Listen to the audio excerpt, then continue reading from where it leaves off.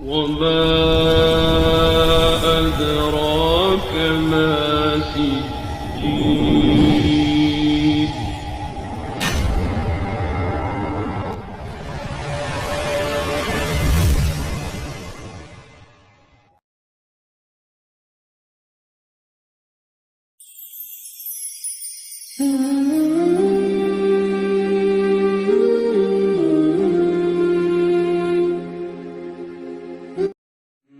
আসসালামু আলাইকুম রহমতুল্লাহ। সত্য চ্যানেলে সকলকে স্বাগত জানাচ্ছি। আশা করি দেশ এবং দেশের বাইরে থেকে যারা এই ভিডিওটি দেখছেন সকলে আল্লাহ পাকের খাস রহমতে ভালো এবং সুস্থ আছেন। আসসালাতু আসসালামু আলাইকা ইয়া রাসূলুল্লাহ সাল্লাল্লাহু আলাইহি ওয়াসাল্লাম। প্রিয় ভাই ও বোন, আমরা আমাদের মন থেকে একবার সেই মহান রব্বুল আলামিনের দরবারে শুকরিয়া অর্পণ করতে চাই বা জ্ঞাপন করতে চাই, যিনি কিনা আমাদেরকে সুস্থ অবস্থায় এই ভিডিওটি দেখার তৌফিক দান করেছেন। সকলে বলি আলহামদুলিল্লাহ। আপনারা অবগত আছেন যে কয়েকদিন আগে আমি একটি পোস্টে বলেছিলাম যে ব্ল্যাক ম্যাজিক কে করছে এবং কিভাবে করছে সে সম্পর্কে একটি আমল আপনাদেরকে আমি প্রদান করব। তো যাই হোক, যেই কথা সেই কাজ। আজকে আমি এই বিষয়েই আপনাদেরকে কিছু গুরুত্বপূর্ণ মেসেজ দিব এবং কিছু তদবির ও আমল দিব, যেগুলোর সাহায্যে আপনারা ইনশাল্লাহ আল্লাহ পাকের ইচ্ছায় দেখতে পারবেন যে আপনাদেরকে কে কি ক্ষতি করেছে এবং কিভাবে করেছে এবং সেই ব্যক্তিটা কে। আমরা অনেক সময় অনেক কবিরাজ কিংবা অনেক হুজুরের কাছে যাই যে জানার জন্য যে আমাদের রুহানি হাজিরাটার আসলে কি অবস্থা, আমাদের উপরে কোনো জিন জাদুটোনার কোনো সমস্যা আছে কিনা। আর যদি জাদুটোনার সমস্যা থাকেও তাহলে এই জাদুটোনার উৎসটা আসলে কি, কিংবা কোথা থেকে এই জাদুটোনার উৎপত্তি বা কেই বা করলো এই জাদু। আমাদের মনে নানান প্রশ্ন ঘুরপাক খেতে থাকে প্রিয় ভাই ও বোন। বাস্তবিক অর্থে কিছু কিছু সময় আমাদের জানা খুব প্রয়োজন যে আমাদের উপরে আসলে ব্ল্যাক ম্যাজিকটা কে করছে। আমার নিজ অভিজ্ঞতা থেকে আমি বলছি, আসলে সত্যিকার অর্থে প্রতি 100 জনের মধ্যে বর্তমানে এখন প্রায় 80 জনই এই জাদুটোনার মধ্যে আক্রান্ত। শুনে অবাক হলেন? আসলে এটিই বাস্তব। কেননা আমরা শুধুমাত্র মনে করি যে জাদুটোনা বলতে কাউকে মেরে ফেলা কিংবা কাউকে অসুস্থ করে ফেলে রাখার নামই হচ্ছে জাদু। কিন্তু এই কথাটি বলাও বাহুল্য যে আপনি যখন আল্লাহ পাক ব্যতীত অন্য কারো কাছে সাহায্য চাইবেন এবং জিন শয়তানের মারফতে কোনো কাজ করাবেন এবং তন্ত্রমন্ত্রর মাধ্যমে কারো উপরে সেটি চালান করাবেন অথবা কেউ করাবে, তখন এটা কুফুরির শামিল হয়। পবিত্র কুরআনের সূরা আনফালের 38 নম্বর আয়াতে আল্লাহ পাক ইরশাদ করেন, যারা কুফরি করে তাদের বলো, যদি তারা বিরত হয় তবে যা অতীতে হয়েছে তা আল্লাহ পাক ক্ষমা করবেন, কিন্তু তারা যদি অন্যায়ের পুনরাবৃত্তি করে তবে পূর্ববর্তীদের দৃষ্টান্ত তো আছেই। এই আয়াতটি থেকে আমরা বুঝতে পারলাম, যদি কোনো ব্যক্তি কুফরি করে ফেলেই এবং পরবর্তীতে সে তার নিজের ভুল বুঝতে পারে এবং অকপটে তা স্বীকার করে নেয় যে সে ভুল করেছে, শিরক করেছে, কুফরি করেছে এবং আল্লাহ পাকের কাছে খাস নিয়তে তওবা ইস্তেগফার করে, তাহলে আমাদেরও উচিত তাকে ক্ষমা করে দেওয়া এবং আল্লাহ পাকও ইনশাল্লাহ সে ব্যক্তিকে ক্ষমা করবেন। আর যদি না সে পুনরায় আবার কোনো ব্যক্তির উপরে কুফরি কালাম করে, শিরক করে আল্লাহ পাকের সাথে, সেক্ষেত্রে আল্লাহ পাক সাবধান করে দিয়ে বলেছে যে পূর্ববর্তীরা যেভাবে ধ্বংস হয়ে গিয়েছে ঠিক সেভাবেও এই কুফরি কালাম করে এবং শিরকি করে সে ব্যক্তিটিও পূর্বের ন্যায় ধ্বংস হবে। নাউজুবিল্লাহ। আল্লাহ পাক আমাদেরকে কুফরি থেকে হেফাজত করুক।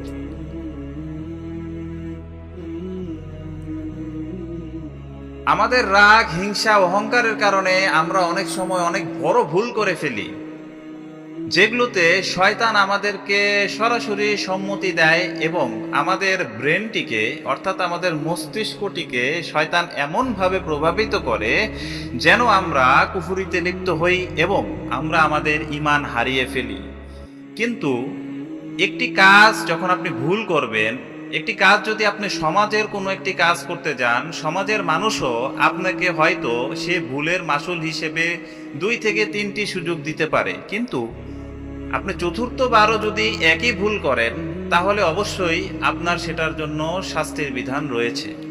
ঠিক মহান আল্লাহ পাকও মানুষকে বারবার বারবার বারবার বলছেন যে তোমরা সরল সঠিক পথে ফিরে আসো।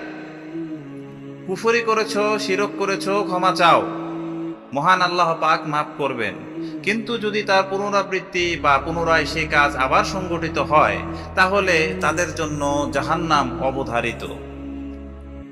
প্রিয় ভাই ও বোন, এখন আমলে ফিরে আসি। আপনাদেরকে প্রথম যে আমলের কথাটি বলবো সে আমলটি আপনারা অনেকেই জানেন, তবে আমলটি কিভাবে করতে হয় সেটি জানেন না।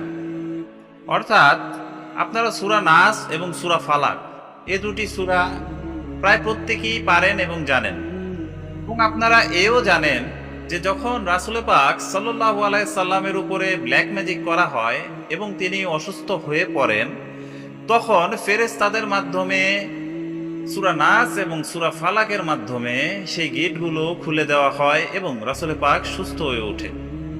সুতরাং আমরা এখান থেকেও বুঝতে পারলাম যে জাদুর ক্ষেত্রে, জাদু ধ্বংসের ক্ষেত্রে সূরা নাস এবং সূরা ফালাকের কি তাৎপর্য রয়েছে, এবং যার মাধ্যমে এত কঠিন জাদুর থেকেও আমাদের রাসূল পাক সাল্লাল্লাহু আলাইহি সাল্লামকে আল্লাহ পাক সুস্থতা দান করেছিলেন।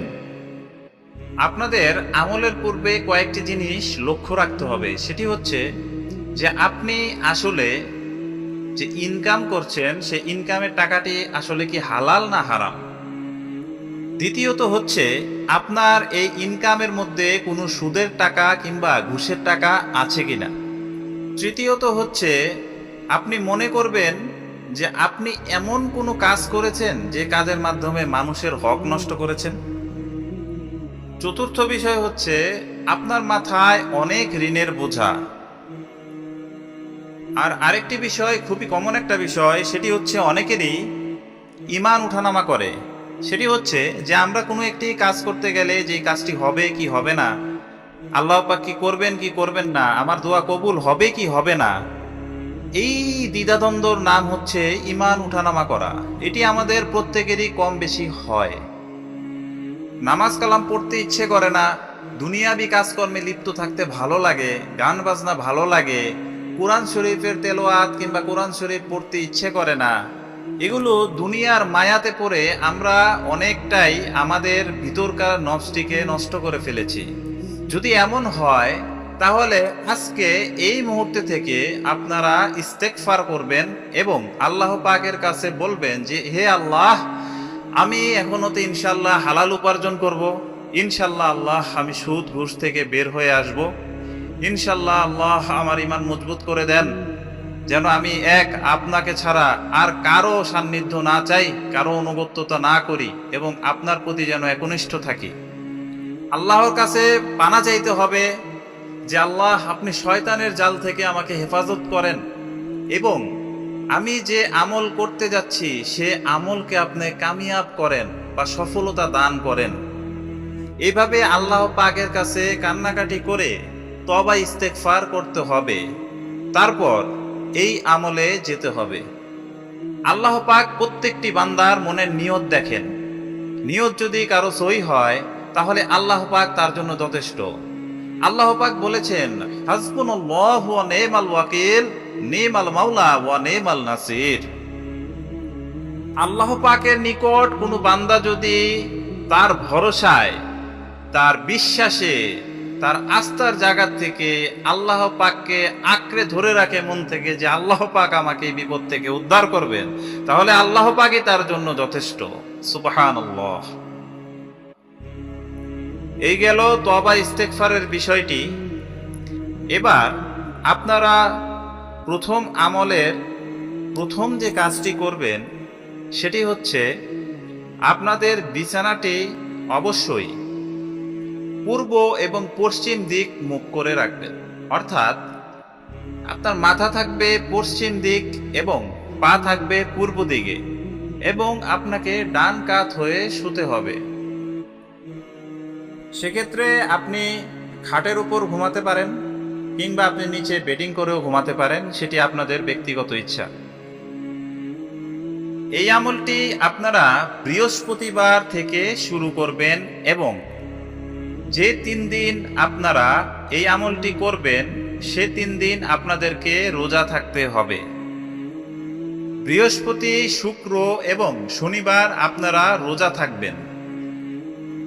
বৃহস্পতিবার আপনারা সূরা ইখলাস অর্থাৎ কুল হুয়াল্লাহু আহাদ এই সূরাটি আপনারা 1000 বার পাঠ করবেন ইফতার করার আগ পর্যন্ত এই সময়টুকুতে, এবং যতটুকু পারেন প্রয়োজন ছাড়া কারো সাথে কথাবার্তা বলবেন না। এবং এই 1000 বার যখন পড়বেন তখন কোনোভাবেই বিরতি নেওয়া যাবে না, একাধারে আপনাদের 1000 বার কমপ্লিট করতে হবে। 500 বার পরে তারপরে কারো সাথে গল্প করে আবার 500 বার পড়লেন, তা হবে না। এমন খাবার আপনাকে খেতে হবে যেন আপনার শরীরের মধ্যে দুর্বলতা কাজ করে, অর্থাৎ আমি বলতে চাচ্ছি জালালি খাবারগুলো আপনি খাবেন না। যেমন গরুর মাংস, ইলিশ মাছ মাংস, মুরগির মাংস, খাসির মাংস, মসুরের ডাল, এই ধরনের খাবার এই 3 দিন খাবেন না। অন্যান্য যে খাবারে আমিষ রয়েছে সে আমিষ সমৃদ্ধ খাবার খেতে পারেন, রুটি খেতে পারেন, ফল ফ্রুট খেতে পারেন ইত্যাদি। কেননা আপনারা যখন শরীর উষ্ণ হওয়ার কোনো খাবার খাবেন তখন আপনাদের একনিষ্ঠতা কখনোই এক আল্লাহর প্রতি থাকবে না, মন এদিক সেদিক ছুটাছুটি করতে থাকবে। তাই অবশ্যই জালালি খাবার থেকে বিরত থাকতে হবে। ঈশার নামাজের পরে কারো সঙ্গে কথাবার্তা না বলে যদি কিছু খেতে চান খেয়ে নিয়ে আপনারা সরাসরি একটি জায়নামাজের মধ্যে বসবেন। জায়নামাজে বসে প্রথমেই আপনারা দুরুদে ইব্রাহিম পাঠ করবেন। সেটা 3 বার হতে পারে, 7 বার হতে পারে বা 11 বার হতে পারে, সেটা আপনাদের ইচ্ছা।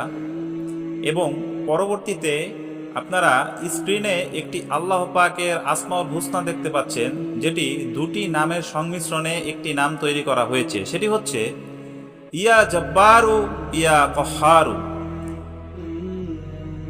এই এসএমটি আপনারা একাধারে 313 বার পাঠ করবেন। ইয়া জাব্বারু ইয়া কহারু আপনারা 313 বার পাঠ করবেন। 2টি নাম একসাথে 313 বার পাঠ করবেন এবং অতঃপর অবশ্যই দুরুদে ইব্রাহিম পাঠ করবেন। তারপর আপনাদের যে বিছানাটি রেডি করা আছে সেই বিছানাটির মধ্যে আপনারা ঘুমানোর পূর্বে অবশ্যই ভালোভাবে ঝেড়ে নেবেন এবং আপনারা বাজার থেকে একটি গোলাপ জল আগেই কিনে রাখবেন এবং কিছু গোলাপ জল আগে ছিটিয়ে নেবেন এবং শরীরের মধ্যে আতর মাখবেন এবং ঘরের যে কোনো এক কোণায় 3টি আগরবাতি জ্বালাবেন এবং আল্লাহ পাকের নাম নিয়ে ডান কাত হয়ে শুয়ে পড়বেন এবং আল্লাহ পাকের কাছে দুরূদ পড়তে পড়তে মনে মনে বলতে থাকবেন, হে রব্বুল আলামিন, আমার উপরে এত ঘৃণিত কাজ যে ব্যক্তি করেছে তার চেহারাখানা আমাকে দেখান এবং কিভাবে এই ঘৃণিত কাজ করা হয়েছে, কোন কোন স্থানে কুফরি কালামের তাবিজ করা হয়েছে এবং আমার কি কি ক্ষতি করা হয়েছে সেগুলো আমাকে নিজ চোখে দেখার তৌফিক দান করুক, আমিন। এই কথাটি বলে দুরূদ পড়তে পড়তে ইনশাল্লাহ ঘুমিয়ে পড়বেন। পরদিন শুক্রবার আপনাদের রোজা থাকতে হবে। আমি আগেই বলেছি যে আপনাদের 3 দিন রোজা রাখতে হবে, বৃহস্পতিবার, শুক্রবার এবং শনিবার। শুক্রবার আপনারা রোজা থাকার পর সুবে সাদিকের পর যদি আপনাদের ঘুম থেকে উঠতে দেরিও হয়, অনেকে ফজরের নামাজের পর ঘুমাতে পারেন, আবার দেরিতে উঠতে পারেন, সেক্ষেত্র বিশেষ আলাদা। তবে যদি আপনাদের এরকম হয়েই যায় যে আপনারা আসলে ঘুমিয়ে পড়েছেন, আপনাদের উঠতে দেরি হয়েছে, সেক্ষেত্রে আপনারা যখন সকালে ঘুম থেকে উঠবেন ঠিক তখন আপনারা প্রথমেই দুরুদে ইব্রাহিম পাঠ করবেন এবং তারপর সূরা ফালাক, আমি আবার বলছি, তারপর সূরা ফালাক মানে কুল আউযু বিরাব্বিল ফালাক, এই সূরাটি 1000 বার পাঠ করবেন, পুনরায় সূরা ইখলাসের মতো। তবে আপনারা চেষ্টা করবেন যে ফজরের পর এই আমলটি করার জন্য, যাতে করে আপনাদের সময় বিলম্ব না হয়। কেননা আমি আগেই বলেছি যে আপনাদেরকে ফজর থেকে মাগরিবের সময়ের আগ পর্যন্ত এই আমলটি শেষ করতে হবে। সূরা ফালাক 1000 বার শেষ করার পর পুনরায় দুরূদ ইব্রাহিম পাঠ করবেন, সেটা 3 বার 7 বার 11 বার যে কয়বার আপনি পাঠ করেন, এবং অবশ্যই ইস্তেগফার করবেন, আল্লাহর কাছে পানা চাইবেন, আল্লাহ পাক ইনশাল্লাহ আপনাকে মাফ করবেন।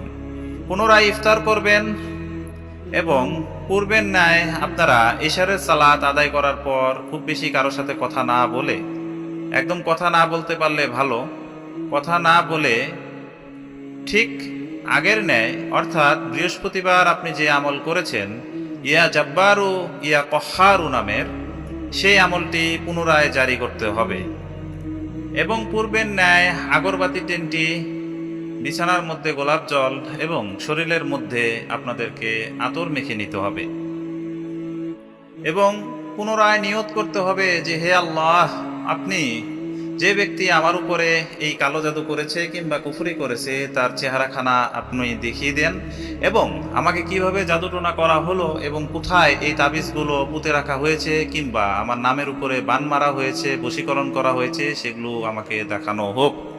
এইভাবে মনে মনে আপনার ভাষায় আপনি আল্লাহ পাকের সাথে একটি কনভারসেশন করবেন এবং তারপর দুরূদ পড়তে পড়তে ঘুমিয়ে যাবেন। সেক্ষেত্রে আপনি শুধুমাত্র সাল্লাল্লাহু আলাইহি ওয়াসাল্লাম এই দুরূদটিও পড়তে পারেন, অথবা আপনারা চাইলে দুরূদ ইব্রাহিম পাঠ করতে পারেন, অথবা রাসূলের নামে যে কোনো দুরূদ পাঠ করতে পারেন ইনশাআল্লাহ।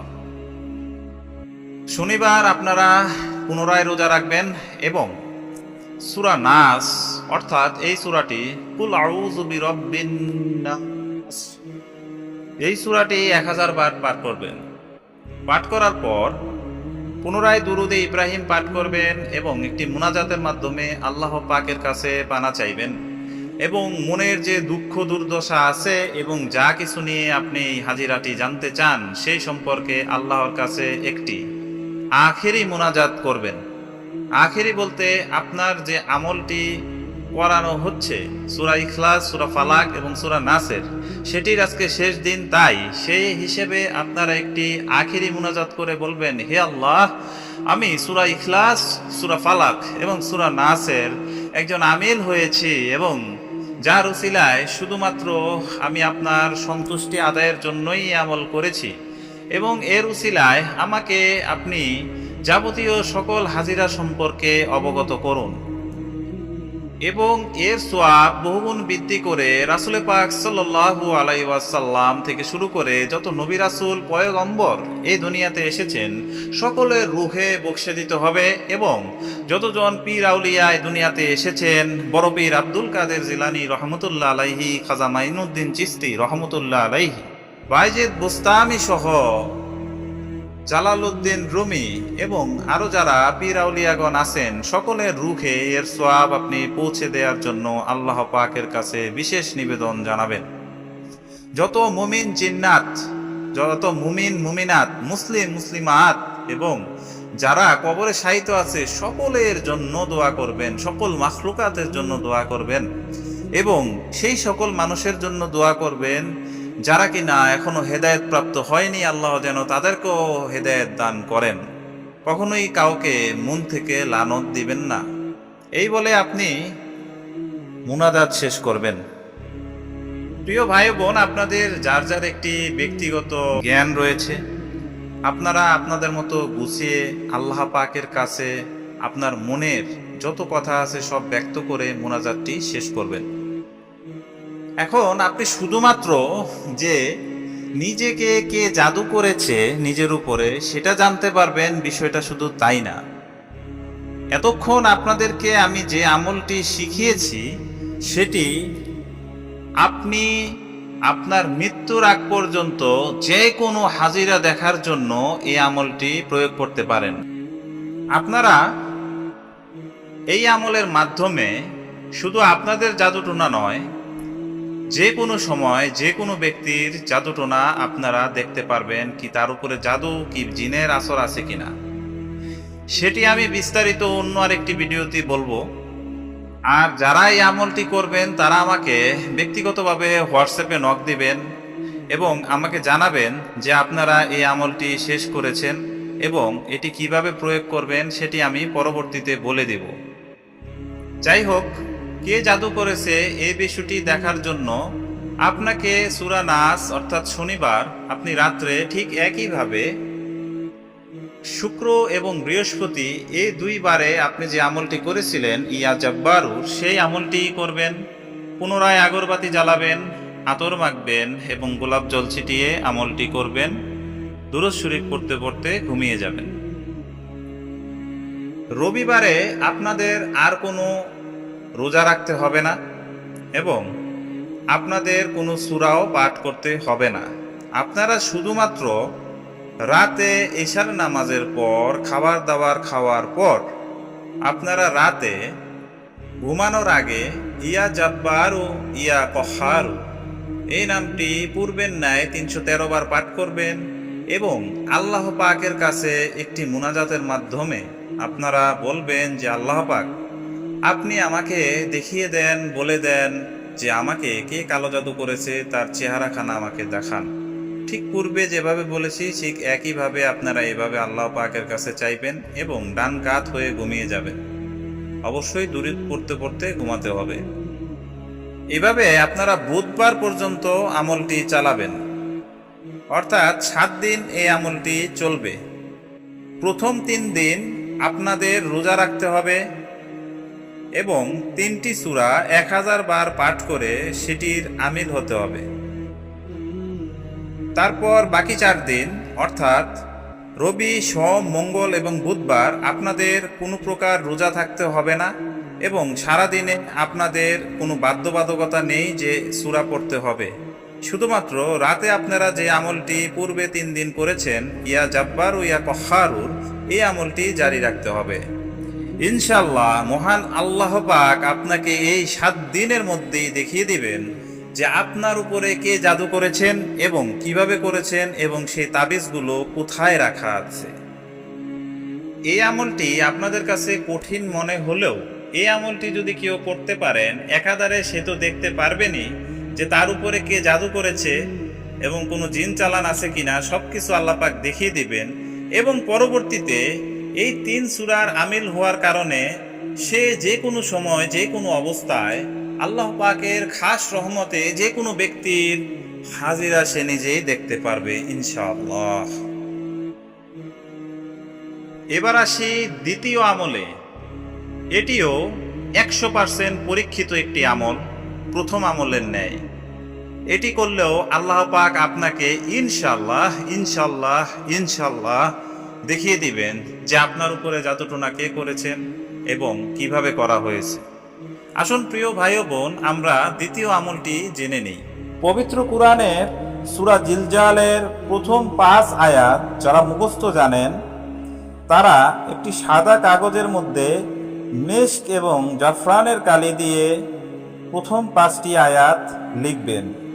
আর যদি আপনারা না পারেন সেক্ষেত্রে আমার স্ক্রিনে দেয়া এই 5টি আয়াত স্ক্রিনশট দিয়ে যে কোনো একটি দোকান থেকে প্রিন্ট আউট দিয়ে বের করে আপনারা যে বিছানায় ঘুমান অর্থাৎ আপনাদের বিছানার উপরে যে বালিশের উপরে মাথা রাখবেন সে বালিশের ঠিক নিচে এই কাগজটি রেখে দিবেন।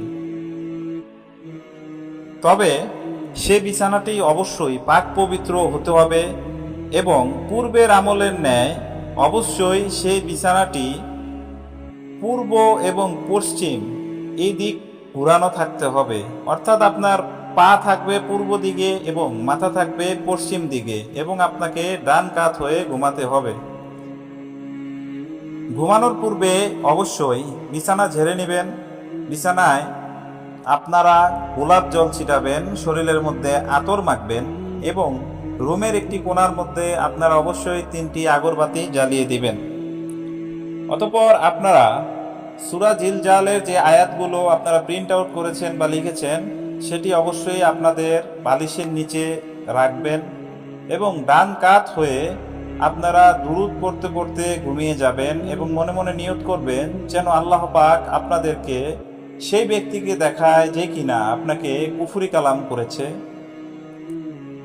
অনেকে বলেন যে সূরা জিলজালের আয়াতগুলো শুধুমাত্র বালিশের নিচে রাখলেও হয়। জি, ইনশাল্লাহ হবে।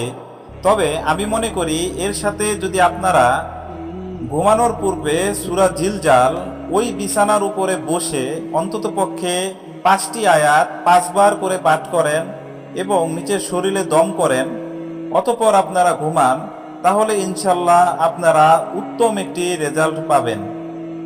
তবে আপনারা স্বপ্নের মধ্যে যে আপনাকে জাদু করেছে তাকে যে কোনো একটি প্রাণীর সাথে দেখতে পাবেন। জি প্রিয় ভাই ও বোন, আপনারা তাকে যে কোনো প্রাণী যেমন গরু, ছাগল, মুরগি, ভেড়া, সাপ ইত্যাদি বিভিন্ন প্রাণীর সাথে দেখতে পারেন। আপনি সংখ্যাগরিষ্ঠবার অর্থাৎ নিম্নে 7 দিন পর্যন্ত যদি একই ব্যক্তিকে আপনারা দেখেন, তাহলে বুঝে নিতে হবে যে সেই ব্যক্তিটি আপনাকে কালো জাদু করেছে। তবে কেউ যদি 14 দিন একাধারে এই আমলটি করতে পারেন তাহলে উত্তম। কেননা তাহলে আপনারা এই 14 দিনই যে ব্যক্তিটিকে এই পশুর সাথে দেখবেন, তাহলে ধরে নেওয়া যায় যে 100% এই ব্যক্তিটাই আপনাকে কুফরি কালাম কিংবা কালো জাদু করেছে। কখনোই এই আমলটি 1-2 দিন দেখার পর আপনারা দাঙ্গা ফাসাদ করবেন না, ফিতনা ফাসাদে জড়িয়ে যাবেন না। কেননা 1-2 দিনে আপনারা এটার রেজাল্ট পাবেন না। মিনিমাম আপনারা 14 দিন একাধারে এই আমলটি চালিয়ে যাবেন। আমলটি পুনরায় বলছি, সেটি হচ্ছে সূরা জিলজালের প্রথম 5টি আয়াত যদি আপনারা পারেন তাহলে লিখবেন মেশক এবং জাফরান কালি দিয়ে। আর যদি না পারেন সেক্ষেত্রে আমার স্ক্রিনে দেওয়া সূরা জিলজালের 5টি আয়াত আপনারা স্ক্রিনশট দিয়ে প্রিন্ট আউট করে বের করে আপনারা যে বিছনায় ঘুমান সেই বিছনার বালিশের নিচে রেখে আপনারা সেটার উপর মাথা রেখে ঘুমিয়ে পড়বেন এবং অন্ততপক্ষে 5 বার সূরা জিলজালের এই 5টি আয়াত পাঠ করে তারপর ঘুমাবেন। ইনশাল্লাহ 14 দিন একাধারে আমল করার পরে যে রেজাল্টটি আপনি দেখতে পারবেন, অর্থাৎ যে ব্যক্তিটিকে আপনি পশুর সাথে দেখতে পারবেন, সে ব্যক্তিটি হচ্ছে সেই ব্যক্তি যে আপনাকে কালো জাদু করেছে। প্রিয় ভাই ও বোন, সূরা জিলজালের এই আয়াতটি আমার নিজের পরীক্ষিত। সুতরাং আপনারা নিশ্চিন্তায় এবং নির্ভাবনায় এই আমলটি করতে পারেন। ইনশাল্লাহ আল্লাহ পাক আপনাদেরকে দেখাবেন, সত্য উন্মোচন করবেন ইনশাল্লাহ। শুধু তাই নয়, প্রথমে যে আমলটি বলেছি সেটিও আমার নিজের পরীক্ষিত। আপনারা নিশ্চিন্তায় এই আমলগুলো করে যেতে পারেন। ইনশাল্লাহ আপনাদের আল্লাহ পাক খুব ভালো একটি ফলাফল দান করবেন। মহিলাদের ক্ষেত্রে এই আমলটি যখন আপনারা সুস্থ থাকেন শুধুমাত্র তখন করবেন। হায়াজের সময় বা মিন্সের সময় এই আমলগুলো করা যাবে না। এই দুটি আমলে যদি আপনাদের অনেক বেশি কঠিন মনে হয়, সেক্ষেত্রে আপনারা সূরা নাস এবং সূরা ফালাক প্রতিদিন রাত্রে ঘুমানোর আগে অন্ততপক্ষে 100 বার অর্থাৎ সূরা নাস 100 বার, সূরা ফালাক 100 বার পড়ে শরীরের মধ্যে দম করে ডান কাত হয়ে পশ্চিম দিকে মাথা এবং পূর্ব দিকে পা দিয়ে বিছানার মধ্যে গোলাপ জল ছিটিয়ে দিয়ে গায়ে আতর মেখে ঘরের মধ্যে 3টি আগরবাতি জ্বালিয়ে দিয়ে ইনশাল্লাহ নিয়ত করে ঘুমাবেন। একাধারে 7 দিন করলে ইনশাল্লাহ আল্লাহ পাক আপনাকে দেখিয়ে দিবেন আপনাকে কে জাদু করেছে। সেই ক্ষেত্রে আপনাদেরকে অবশ্যই ইসলামের সকল রুকুন মেনে চলতে হবে, 5 ওয়াক্ত নামাজ পড়তে হবে, গুনাহ করা যাবে না, পাক পবিত্র অবস্থায় থাকতে হবে, পাক পবিত্র পোশাক পরিচ্ছদ পরিধান করতে হবে। তবে আপনাদের আমি বলবো যে আপনারা সূরা জিলজাল অথবা সূরা নাস এবং ফালাকের যে আমেল হওয়ার আমল এবং জাদুকরকে খুঁজে বের করার আমলটি প্রথমে বলেছি, সেই দুটি আমলের একটি করুন। ইনশাল্লাহ এতে আপনারা রেজাল্ট ভালো পাবেন এবং ইনশাল্লাহ আল্লাহ পাকের কুরআন 1000% সত্য। 100% নয়, 1000% সত্য। আল্লাহ পাক আপনার নিয়ত সই থাকলে এবং আপনি আল্লাহ পাকের কাছে প্রতিজ্ঞা করলে যে আল্লাহ, আমি আজকের পর থেকে হালাল খাবার খাবো, হালালভাবে চলবো এবং কখনো কারো হক মেরে খাবো না, তাহলে আল্লাহ পাক অবশ্যই কোরআনের শক্তিতে আপনাকে দেখাবেন যে আসলে কালো জাদু আপনাকে কোথায় করা হয়েছে, কে করেছে এবং কিভাবে করেছে। আমার জন্য সকলে দোয়া করবেন যেন আল্লাহ পাক আমাকেও সুস্থ এবং সবল রাখেন। আমিও আপনাদের জন্য দোয়া করি। আপনারা ভালো এবং সুস্থ থাকুন, আল্লাহ পাক আপনাদেরকে ভালো রাখুক, সুস্থ থাকুক এবং আপনাদের দিনগুলো আল্লাহ পাকের নিয়ামতে পরিপূর্ণ হোক। জাযাকাল্লাহু খাইরান। আসসালামু আলাইকুম ওয়া রাহমাতুল্লাহি ওয়া বারাকাতুহু।